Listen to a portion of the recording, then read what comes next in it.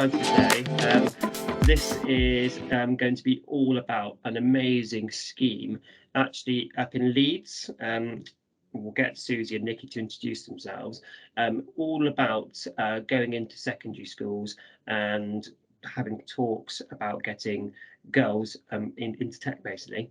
So it'd be fantastic, first of all, Suzie, if you want to kind of introduce yourself, that's okay. Yeah, I'm Suzie Bell. I'm project manager at Ahead Partnership. We are a social enterprise based in Leeds, but we work nationally. And our broad aims, our mission, if you like, is that we feel that the private sector has a really strong position in terms of increasing diversity amongst their future workforce and can be a real force for good in their local communities. I am project lead on Growing Talent Digital Leads, which is what we will be discussing today, but I have lots of other projects and clients as well as Growing Talent Digital Leads, though that does take up a huge amount of my time. Awesome. Thanks, Suzie. And Nicky, yourself? Hi, I'm Nicky. I work for Iridium. I've come in as the client solutions manager, and a part of my role has been looking at I guess some of our social enterprises and what's important to us as a business in terms of how we grow our own team, how we position ourselves in the market and see ourselves as a business, and also how we support our clients and I guess kind of our social wider purpose. And a big part of that has been women in tech, which is a topic that has been on my agenda in terms of tech recruitment for the last 15 years, I'd say. And it's been really inspiring to be able to work with the Ahead Partnership as part of that, to be honest. Fantastic, absolutely fantastic. So I think first of all, I'm not sure who wants to jump in. It'd be great to hear about these specific events we've kind of jumped on. Suzie, do you perhaps want to give an overview on this event that was done a few weeks ago? Okay, so we're here to talk about Girl Tech, and that is a part of a much bigger and wider programme that links businesses and schools together called Growing Talent Digital Leads. Now, some of the long-term aims of that programme are to increase the tech pipeline and increase the diversity and the different kinds of people that go on to work into tech. So, for a long time, as Nicky's just mentioned, for a long time, diversity in the tech workforce has been a significant problem, and our broader programme is a collection of organisations. We have 5 founding sponsors and some other kind of key stakeholders in public and private sector and education, basically all banding together to say, what can we do collectively to improve diversity in the tech workforce? We, in the main, not entirely, but in the main, work with schools and secondary age school students. And so we've kind of come up with a plan, a long-term programme to get people, young people, interested in and engaged in the tech sector as a potential future career path and employer while they're young, while they're at school. And a lot of that is about like myth busting around who works in tech, who can work in tech, and what a job in digital and tech actually means. As a part of Growing Talent Digital Leads and some of our other Growing Talent programs across the UK, we run an event called Girl Tech, which is what Nicky took part in March. So Girl Tech is a day-long event for girls aged 12 to 14. And it is a day where we do lots of activities and really importantly, make sure that the young ladies in attendance get to meet female role models from within the tech sphere. That's really important.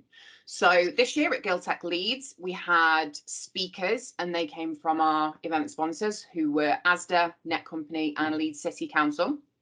We had a networking fair, which if you weren't involved in the planning would look like an ordinary careers fair. You can probably remember from school. There were loads of businesses there giving out loads of freebies and lots of people milling around, but we actually set them a networking task during that fair. So they basically had to go and find out information, have quality conversations with the companies who were present, and it wasn't just kind of swipe my free pens and my free tote bag and leg it to the next station. They had timed visits at each section.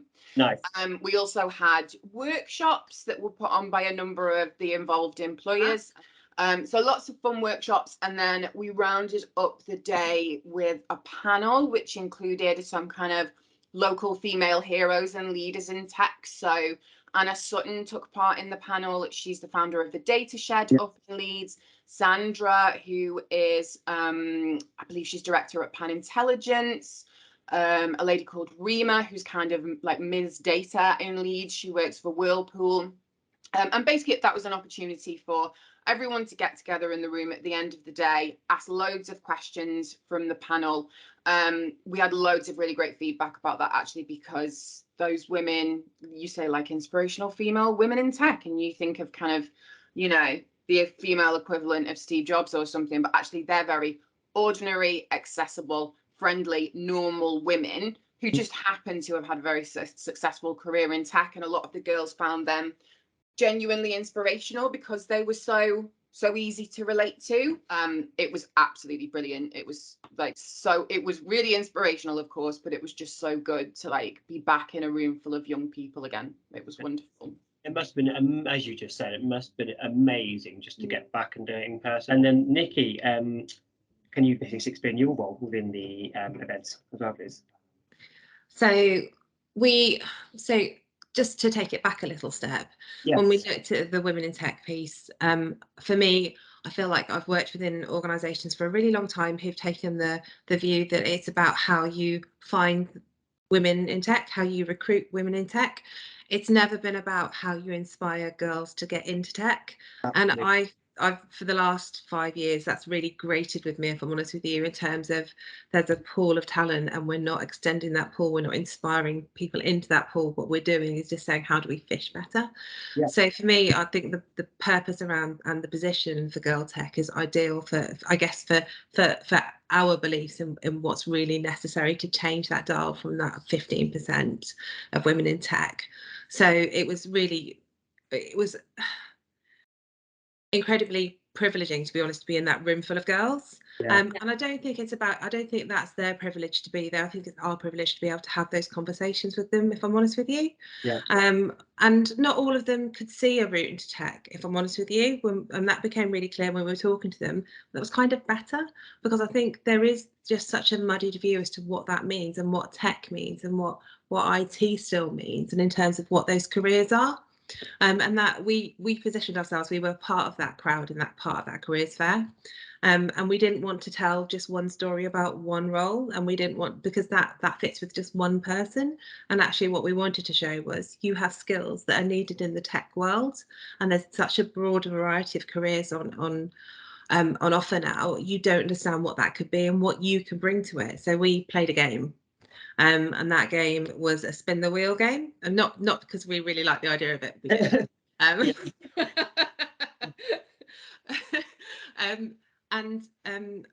My marketing coordinator is in her 20s, and she was looking at this, and we were thinking about this together and trying to work out what would have inspired her to move into it, and to have these conversations. And we ended up asking everyone to think about what they're good at. So not talking about skills, not talking about knowledge, just what are you good at? Are you good at talking? Are you a bit quieter?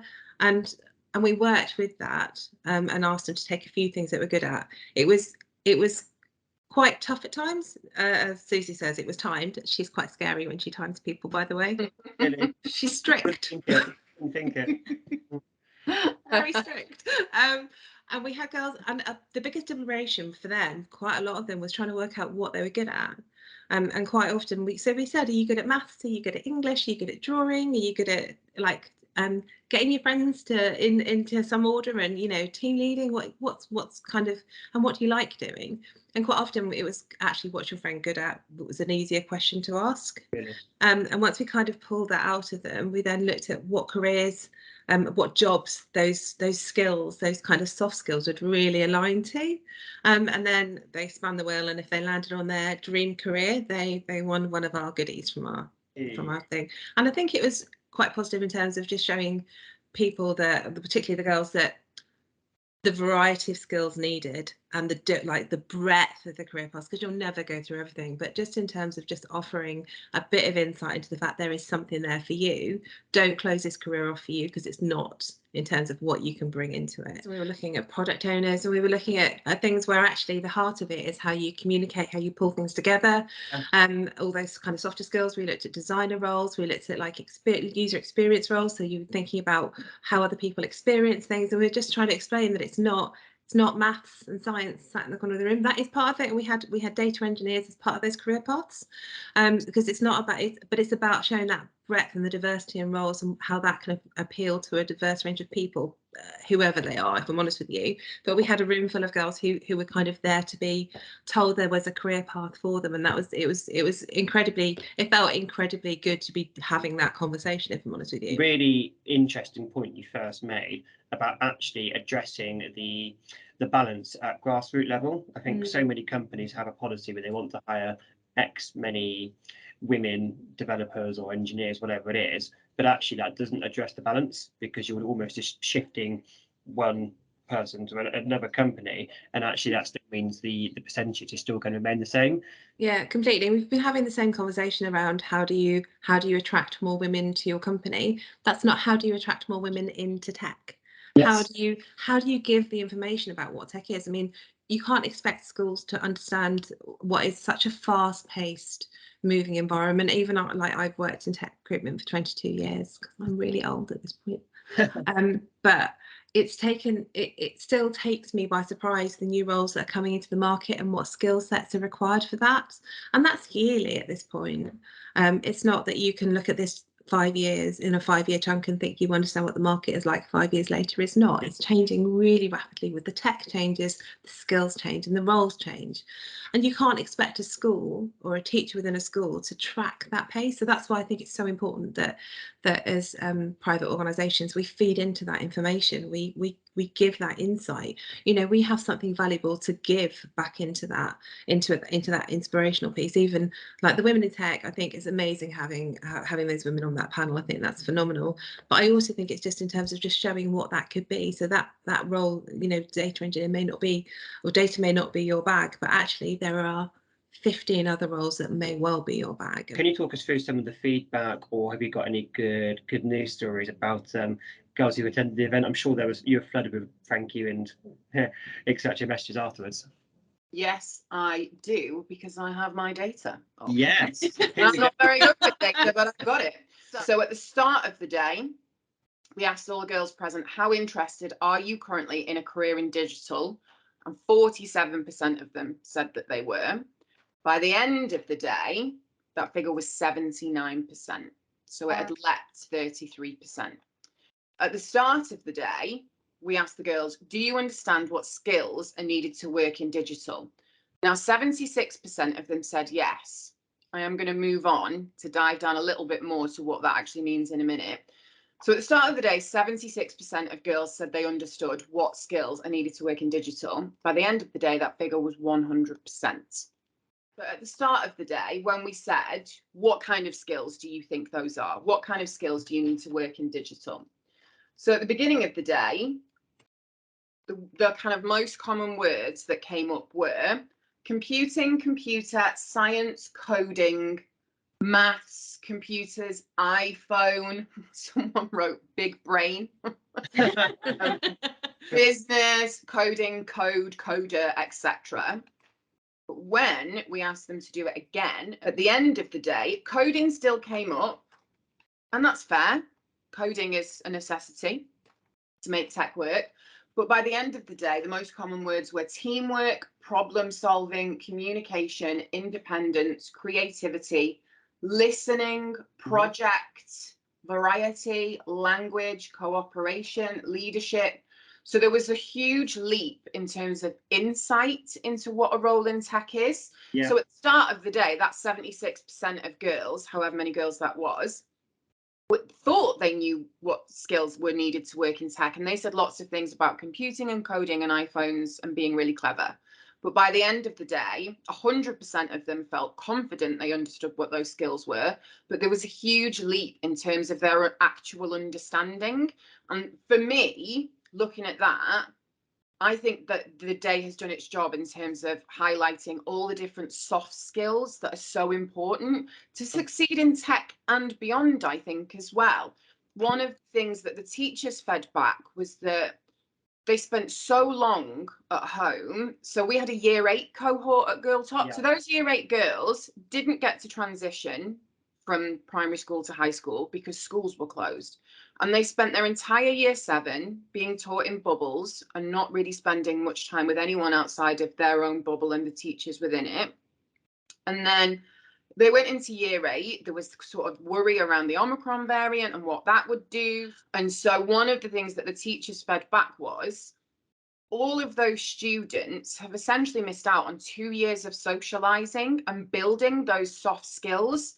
So I think that the impact, while we're delighted about the impact that we can evidence in terms of their understanding of the tech sector and how accessible it is and the skills that are needed, I'm really pleased as well that the teachers were feeding back that it was a massive opportunity for some of them for the first time to interact face to face with people outside of their school bubble, essentially. That they've kind of understood that problem solving and communication and confidence is more important than coding. And that is key, because those are skills that will help you achieve what you want in any sector, in any path that you choose to go down, rather than kind of focusing on, oh, I really need to teach myself how to code if I want to get a job like this. What do you think have been the main challenges? Obviously, we've got the figure of, I guess, 15% of women in technology. Throughout your career of recruiting tech talent, what do you think, and I'm putting you slightly on the spot here, what do you think have been the reasons why that figure's so low? I mean, so I'll just be clear, it wasn't that low when I started in tech recruitment, and I think one of the quite telling things is when I started in IT recruitment, I worked in a team of almost exclusively female recruiters. Okay. At that point, which is probably quite unusual. And as the dial changed on women in tech, in the tech field, I don't know if you're aware of this, but the recruiters in tech recruitment literally mirrors it. So it sits around 16%. So what you ended up with, and I think this is a big issue in it, is that you had men recruiting men into what were quite male teams, and you took the female voice out of it quite extensively. And I do think there is from the private sector, for a long time there was a belief that you could just find more women in that pool and not think about what, as a business, you have a social purpose in terms of giving that information back. I do obviously I work very closely with clients, and I still talk to them about making sure there's a female voice, and I make sure that's obviously embedded both in how we go out to market, but also just when we're talking about what an environment is like. I think it's so important that we stop taking that female voice out of that process and put it back in, both in terms of how we move that dial, but also how we just engage into teams to reflect what they're like. Because I just think that, I've sat in many rooms where I'm the only female on the table, both in recruitment terms and both in terms of tech terms as well. So I think one of the biggest hurdles is remembering and finding the value in putting that female voice back into the process. Do you mind just telling us exactly where people can find you guys really, and the events that you've got coming up in other areas too? Well, they can, of course, head to our website. We have a strong presence in Leeds because this is where we were founded. So we have lots of relationships with the business and school communities. We also have a really strong presence in the West Midlands. We also had a Growing Talent Digital online virtual festival earlier this year, while everyone was working from home, which is probably something that we want to continue to. We have lots of different clients and lots of different schools that we work with across the UK, and a lot of that is, like we were saying earlier, it's so important that there's an employer voice. A lot of our work is led by the employers that we work with, but we're kind of open to conversations about working wherever people want to work. To be honest, we're really excited about the Growing Talent Digital model. We want to see it repeated again and again and again. Absolutely, we'd love to see it in the Southwest. We absolutely would love to be involved with that, and I know a lot of the people and the organisations that we work with would also be very excited to get involved as well. Yeah, we actually mentioned this now. We had a Women Rock SRT meeting, all the ambassadors, last week actually, and we mentioned we've got this call with you two booked in, Suzie and Nicky, and we mentioned the idea of the Ahead partnership, and everyone was so for it, weren't they? Absolutely. So something we can watch into next year. We'd love to have you in Bristol. Just want to say, it's been really lovely talking through this topic with you, to be honest. And it was one of those days that I think I'll always remember, in terms of just having a room full of kids roughly my daughter's age as well in a room, and just seeing how interested they were coming out from the original panel event, for example, and then coming through into the room and seeing how engaged they were to be engaged, how ready they were to listen, how ready they were to hear. And there was nobody mills, nobody looked distracted, everybody was engaged at every stall. You know, all of the sponsors of both Girl Tech and the wider programme are very firm that there are solid business driven reasons, as well as it being the right thing to do. There are solid data driven reasons why they want women in tech, and I think having that girls only space where they can receive that information and kind of be free of the judgment of the boys, I think it's really, really good for them to have that breathing space. For me, one of the I guess from an Iridium perspective, when we went in, we wanted to take that message of we need more women in tech to saying, actually, you have something, you specifically, you as a person, you as who you are now and who you'll become, has something really good to give to tech.